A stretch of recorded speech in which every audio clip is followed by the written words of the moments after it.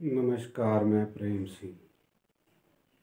आज का विषय है डर या भय। ये भय आया कहाँ से? ये प्रकृति की तरफ से वरदान भी है और अभिशाप भी है, जिसका हम किस तरह से उपयोग करते हैं।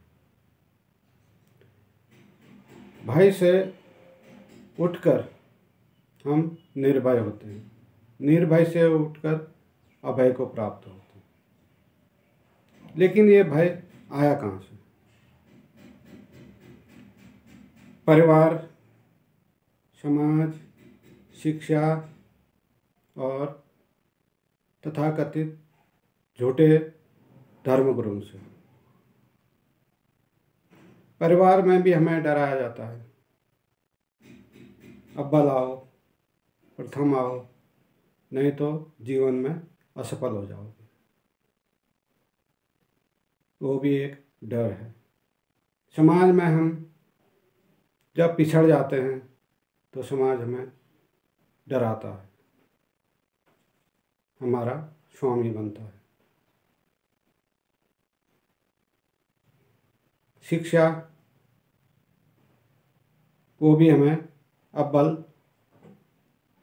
आओ, नहीं तो पिछड़ जाओगे। वो भी एक डर है।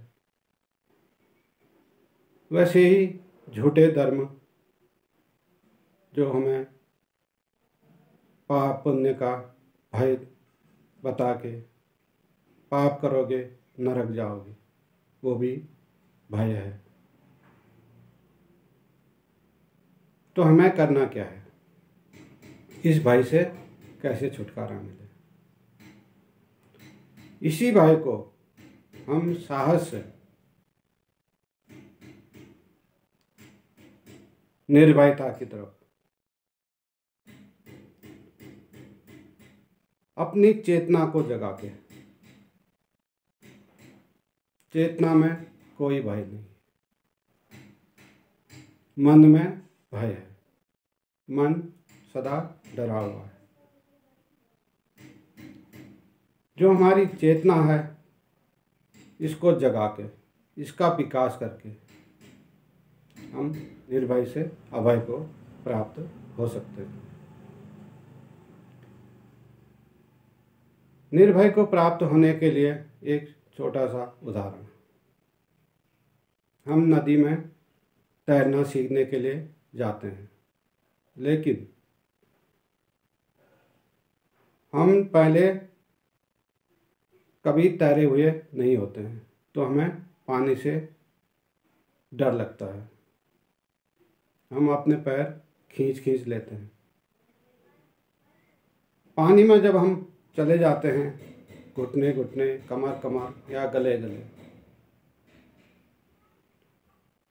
उसके बाद हमारा भय शुरू हो जाता है। वो भय क्या है? प्राणों का। जहाँ पर प्राणों पर बात बनाए तो भय स्वाभाविक भी है। लेकिन मनुष्य तैरना जानता है। भय के कारण वह डूबने के डर से पानी में नहीं उतरता है। एक बार पानी में साहस करके उतर जाए और ढंग से हाथ पैर कुशलता से चलाना शुरू कर दे तो वह तैरना सीख जाता है। तो भय के कई आयाम हैं। एक सिंह सामने आ जाता है तो भय स्वाभाविक है, आएगा। जान पर बनाई है, जान ले सकता है। और एक भय हमारे धर्मों ने सिखाया है, पाप करोगे तो नरक जाओगे, पुण्य करोगे तो स्वर्ग जाओगे। स्वर्ग जाने का प्रलोभन है। जैसे यहाँ कुछ दान करोगे तो परलोक में आपको उसका दुगुना मिलेगा। ये भी परलोकन है। चेतना को जगा के, चेतना का विकास करके हम अभय को प्राप्त हो सकते हैं। यह मन हमारा डरा हुआ है और हमें डराता है।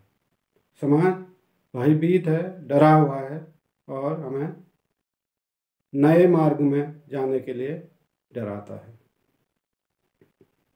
क्योंकि अधिकांश लोग डरे हुए हैं, जो मन के ऊपर नहीं उठ पाए हैं, चेतना का विकास नहीं किया है, चेतना को नहीं जाना है, इसी शरीर तक सीमित हैं, वो डरे हुए लोग। तो मनुष्य को मनुष्य तत्व पाके धर्म चेतना से उठ के पुरुषार्थ करके इस जीवन में जो हमें स्वाभाविक लगे, अच्छा लगे, वह करना है। अच्छी चीज़ को कल पर नहीं टालना है। जो भी शुभ हमारे सामने उपस्थित होता है उसको तुरंत कार्य करना है। अक्सर हम लोगों की चिंता करते हैं कि यह लोग तुम्हें क्या कहेंगे। यह भी एक बचने का उपाय है, ये भी एक बहाना है। हम कहीं पर सफल होते हैं तो फिर वही लोग हमारी प्रशंसा करते हैं, असफल होते हैं तो हमारी निंदा करते हैं। तो हमें किसी की निंदा या स्तुति पर ध्यान न देकर अपने चेतना के विकास के लिए कार्य करना है।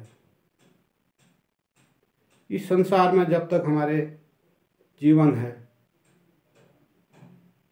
तब तक हमें जिंदा दिली से पुरुषार्थ भी करना है।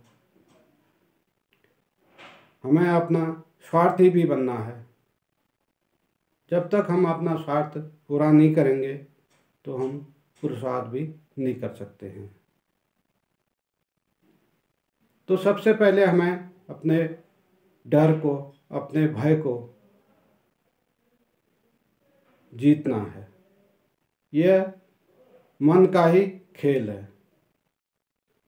जब हम पानी में उतर जाते हैं तो हम कुशलतापूर्वक तैरना शुरू कर देते हैं, लेकिन मन डराता है, कहीं डूब न जाओ, कहीं प्राणों पर बात न बनाए।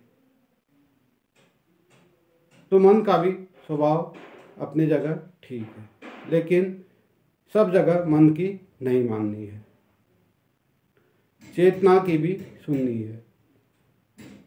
जिसकी चेतना जितनी समर्थवान, समृद्धशाली, विकासमान होती है, वही मनुष्य शिखर तक आत्मवान, धर्मनिष्ठ और मंगलकारी, लोक निर्माण में सहायक सिद्ध होता है। तो आज का विषय यहीं पर समाप्त करते हैं। नमस्कार।